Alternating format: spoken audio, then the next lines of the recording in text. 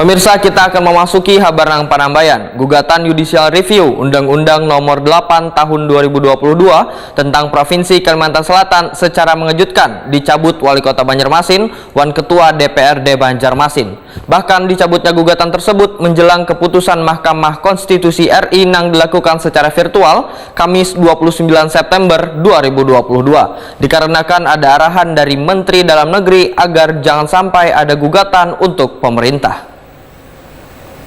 Gugatan Judicial Review Undang-Undang Nomor 8 Tahun 2022 tentang Provinsi Kalimantan Selatan secara mengejutkan dicabut Wali Kota Banjarmasin, Wan Ketua DPRD Banjarmasin. Bahkan dicabutnya gugatan tersebut menjelang keputusan Mahkamah Konstitusi RI yang dilakukan secara virtual Kamis 29 September 2022.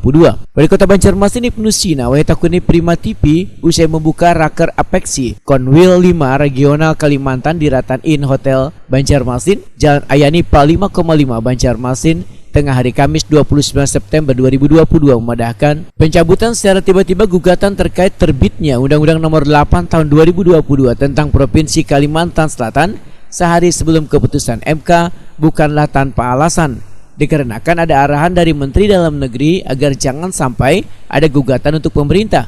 Keputusan mencabut gugatan ini pun ujar Ibnu Sina sudah dikomunikasikan dengan Ketua DPRD Banjarmasin tanpa melalui rapat paripurna. Pemerintah Kota Banjarmasin menghormati putusan Mahkamah Konstitusi, termasuk jika MK menolak permohonan dari Forum Kota Wan Kadin Banjarmasin. Kenapa pokoknya sampai ada gugatan untuk pemerintah? Kenapa Hamin suatu ya, karena kita juga di DPR kan tidak melalui paripurna, sudah ada dengan Dewan karena prosedur untuk menyampaikan gugatan kan. Dan saat itu sudah kami komunikasikan juga dengan Dewan. Ya, mungkin tidak usah ada paripurna untuk mencabut.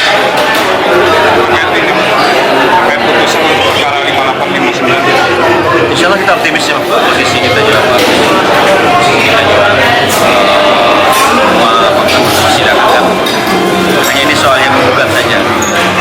Di posisi besar masyarakat tentunya legal standing, dan kemudian juga posisi masing-masing itu sudah secara legal standingnya kan bisa diterima oleh.